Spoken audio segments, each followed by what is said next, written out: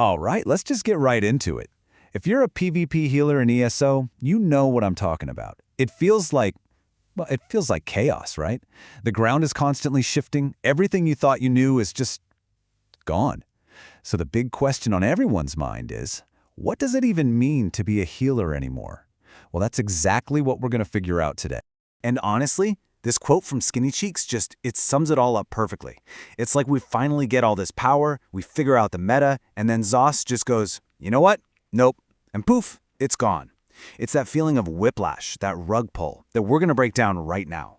Okay, so here's our game plan. We're going to start with the shifting ground, look at the big class shakeup, then get into the nitty-gritty of the new healing formula. After that, we'll build a blueprint for survival, and finally, figure out what healing's new identity really is. Let's do it. So let's talk about the shifting ground, because old certainties are being totally erased.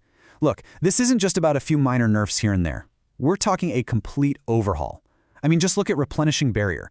That was a cornerstone ultimate for so many of us. And its ultimate generation? Just gone. That one change alone sent a massive shockwave through the entire meta. It forced everyone back to square one.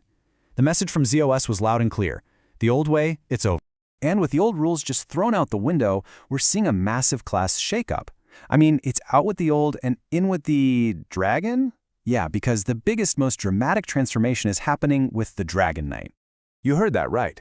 The Dragon Knight learns to heal. I know. The class that everyone just saw as a damage dealer or a tank, it's gotten one of the biggest reworks we have ever seen, and it's being turned into a legit, incredibly powerful support class. The potential here it's just massive. And this one change to Dragonblood really shows you the new design philosophy.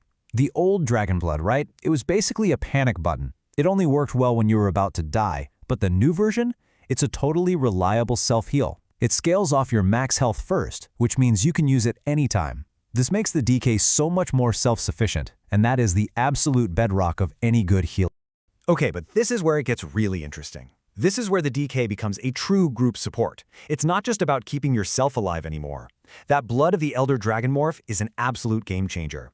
It's an AoE heal that also gives your group minor courage. Think about that. You're not just healing, you're boosting their damage. This is what it means to be a utility healer in the modern meta. But as one class rises, another one, well, it might be falling. We have to talk about the Templar. For years, the Templar was the king of healing, no question. But now, the community is buzzing. Is the whole design of the class just stuck in the past? Is it being left behind in this super fast-paced meta? So let's break down what people are actually saying. The biggest complaint? Templar abilities, like Extended Ritual. They literally force you to plant your feet and stand still. And you know as well as I do, in today's PvP, standing still is a death sentence. Now compare that to a sorcerer. A sorc can streak all over the map, healing from a safe distance with their matriarch. And their passives are just handing them raw power. Plus, they bring huge utility like Negate. The Templar kit just feels slow. It feels locked into a static play style that just doesn't work at a high level anymore. Okay, so with classes changing so much, we can't just rely on what we thought we knew. We have to go back to basics. We have to rebuild from the ground up and look at the actual healing formula. So let's get into the math. What stats actually make your heals hit harder? So, what do the numbers tell us? Well, this analysis from Icy Fire Gaming is crystal clear. If you're all about those heals over time, your HOTS, like radiating regeneration, then stacking healing done is your absolute best bet. But if you're more of a burst healer, reacting with those big clutch heals, then you want to go all in on crit chance. Spell damage and max magicka, they're just not giving you the same bang for your buck. And this is the most important part. There isn't one best stat anymore. The takeaway here is that both of these setups are 100% viable. The numbers are now empowering you to choose your own playstyle. Want to be a hot healer? Great. Want to be a crit-based burst healer? Also great. There's a clear, effective path for both. But there is one hard rule pretty much everyone agrees on. Do not go overboard on max magicka. The data we just saw proves it gives you the worst return on your healing.